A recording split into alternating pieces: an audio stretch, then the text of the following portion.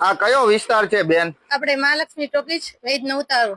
બરોબર. આ વિસ્તારમાં તો નગરપાલિકામાં સ્વાતિબેન માંડલિયાને ટિકિટ આપી હતી, જાહેર કર્યા હતા, પણ છતાં તમારા આ વિસ્તારમાં શું પ્રોબ્લેમ છે તો આજે જન સ્વરાજ ગ્રુપને બોલાવવું પડ્યું? કારણ કે આમાં જો એક પાણીનો પ્રોબ્લેમ છે, કચરાની લારી ટાઈમે નથી આવતી, પછી પ્લસ આ જે વાળવા વાળા આવે ઈ, પછી અહીંયા આગળ મારે ફૂલ ટ્રાફિક થાય છે, ગમે તે વાહન. એટલે આ તમારા વિસ્તારમાં પાણી જ નથી આવતું એમ? પાણી આવે છે ખરું, પણ ધીમું આવે છે. પેલા 20-25 મિનિટ ધીમું આવે, પછી ફાસ આવે. અમુક જગ્યાએ પાછું ગટરનું મિક્સ થઈ જાય છે. એટલે ગટરનું પાણી આવી રહ્યું છે તમારા વિસ્તારમાં. આ વૈદનો ઉતારો કહેવામાં આવે છે? હા, વૈદનો ઉતારો, મહાલક્ષ્મી ટોકીજ સામે. હા, બરોબર. અને ટાઈમસર કચરાની ગાડી નથી આવતી? ના, ટાઈમસર પાણીનો નિયમ નથી કોઈ ક્યાંય.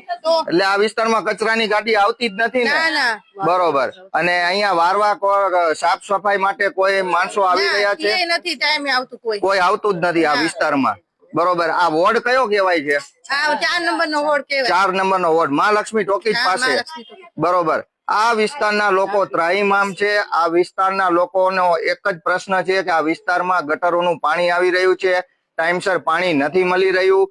5 દિવસે 4 દિવસે પાણી આપવામાં આવે છે, એ પણ ધીમું આવી રહ્યું છે.